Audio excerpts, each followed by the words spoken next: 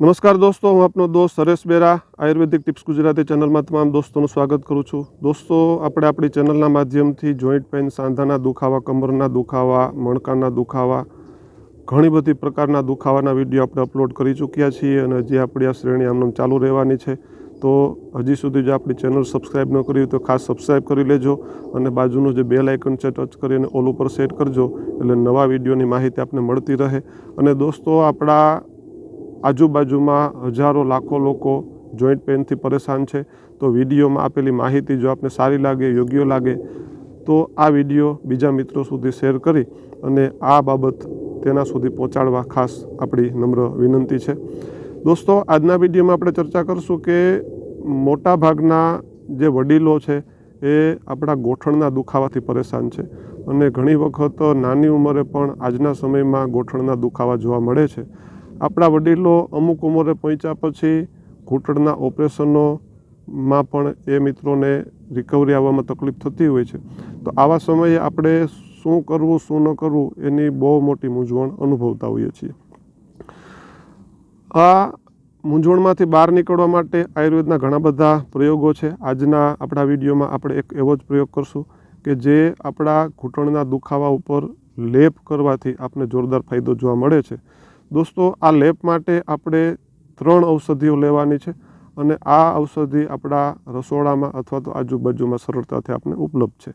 પહેલા નંબરે દોસ્તો આપણે લેવાનું છે કે આ લેપની અંદર પણ 2 વસ્તુ આપણે ખાસ દોસ્તો યાદ રાખજો કે એક એવો દુખાવો હોય છે કે જે ઘૂંટણમાં દુખાવો પણ હોય છે અને ઘૂંટણમાં સોજો પણ હોય છે, અને એક એવો દુખાવો હોય છે કે ઘૂંટણમાં દુખાવો હોય છે પણ સોજો હોતો નથી. જો સોજો અને દુખાવો 2 હોય તો આપણે 3 વસ્તુની જરૂર પડશે. એક છે હળદર, બીજા નંબરે છે ચૂનો, જે આપણે ખાવાના ચૂના તરીકે ઉપયોગ કરીએ છીએ, અને ત્રીજા નંબરે આપણે લેવાનું છે રાઈનું તેલ.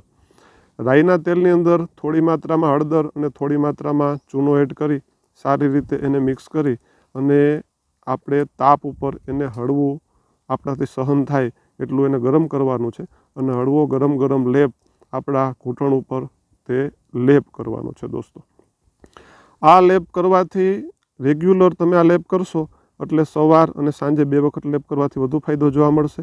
અને રેગ્યુલર લેપ કરવાથી ધીમે ધીમે આપણા પગના ગોઠણમાં જે સોજો છે એ પણ ઓછો થતો જશે અને દુખાવામાં પણ આપણને જોરદાર રાહત જોવા મળશે. દોસ્તો, અગાઉના સમયમાં જ્યારે આપણું મેડિકલ સાયન્સ એટલું બધું વ્યાપ્ત ન હતું અને કોઈ વખત આપણે હાલવા ચાલવામાં પગ આડાવડો પડી જાય અને આપણો પગ મરડાઈ જાય તો તે સમયે દોસ્તો આપણે બધા મિત્રો જાણીએ છીએ કે હળદર અને મીઠાને પાણીમાં ઓગાળી તેનો જે આપણે મરડાઈ ગયું હોય પગ ત્યાં લેપ કરતા, અને આપણે દેશી ગાયનું છાણું કે છાણા જે પણ બનાવતા છાણું એનો દેતવા કરી અને આપણે જે જગ્યાએ આપણો પગ મરડાઈ ગયો છે તે જગ્યાએ આપણે એનો શેક કરતા.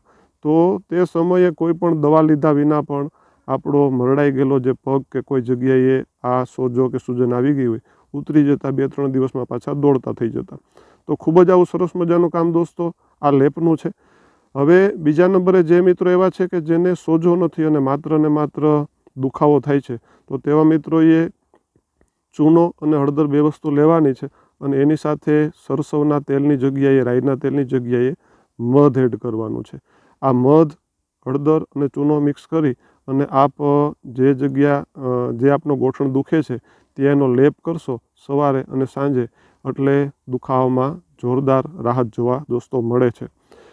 2-4 બાબતો વધારાની ચર્ચા આપણે એ કરીએ કે જ્યારે પણ આ લેપ કરી અને આપણે સ્નાન કરવા જઈએ, નહાવા જઈએ, તો નહાતી વખતે આપણે હળવા ગરમ પાણીથી આ લેપને ધીમે આપણે સાફ કરવાનો છે અને હળવા ગરમ પાણીથી આપણે ગોઠણની એ જગ્યાને 5 મિનિટ 10 મિનિટ સુધી એના ઉપર આપણે ગરમ પાણીની ધાર કરી અને પાણીનો શેક આપવાથી પણ ઘણો બધો ફાયદો આપને જોવા મળે છે. દોસ્તો, બીજી ખાસ બાબત એ છે કે જે મિત્રોને ગોઠણના દુખાવા છે તે મિત્રોને દોડીને કામ કરવાની આદત હોય અથવા તો સ્પીડથી જો ચાલવાની આદત હોય દોસ્તો, તો એ મિત્રોએ પોતાની જે ચાલવાની સ્પીડ છે એને નોર્મલ કરવાની છે, એને ઘટાડવાની છે. પછી જે મિત્રોને ગોઠણ દુખતા હોય તો તેની ચાલ બદલી જાય છે અને આ જો ચાલ બદલી જાય, ઉતાવળે ચાલવા જાય એટલે એ દુખાવો છે એ વધી જતો હોય છે અને દુખાવો કાયમી ઘર કરી જતો હોય છે. તો આવા મિત્રોએ ચાલની ગતિ મધ્યમ કરવાની છે, ઓછી સ્લો કરવાની છે અને આપણું ચાલવાનું જે પોઇસ્ચર છે એમાં કોઈ પણ જાતના બદલાવ કરવાના નથી. સહજતાથી, સરળતાથી આપણે અગાઉ જેમ ચાલતા હોઈએ એવી રીતે ચાલવાનો પ્રયત્ન કરવો, જેથી કરી અને આ ગોઠણના દુખાવામાં વધારો ન જોવા મળે. ખૂબ જ નાનકડી પણ ખૂબ જ મહત્ત્વની બાબત છે દોસ્તો, કે કોઈ પણ મિત્રોને ગોઠણના દુખાવા થયા પછી ચાલવાની ગતિ થોડી મંદ અને ચાલવાની જે આપણી શારીરિક પ્રક્રિયા છે એ સહજ, જેવી રીતે પગ પછી પગ પડતો હોય સીધી લીટીમાં, તેવી રીતે પગ પાડવાનો છે અને કોઈ એક પગ ઉપર વધારે વજન આપી ચાલવાની કોશિશ કરવાની નથી, દોડવાની કોશિશ કરવાની નથી. આ બાબતનો ખાસ ખ્યાલ રાખશો તો ગોઠણનો દુખાવો જે આગળ વધે છે એ વધતો અટકી જશે અને તેમાં આ લેપ અને ગરમ પાણીના શેકથી આપને જોરદાર ફાયદો જોવા દોસ્તો મળશે. મિત્રો, આવતા વિડીયોમાં મળશું ફરી કોઈ આવી જ સરસ મજાની માહિતી સાથે.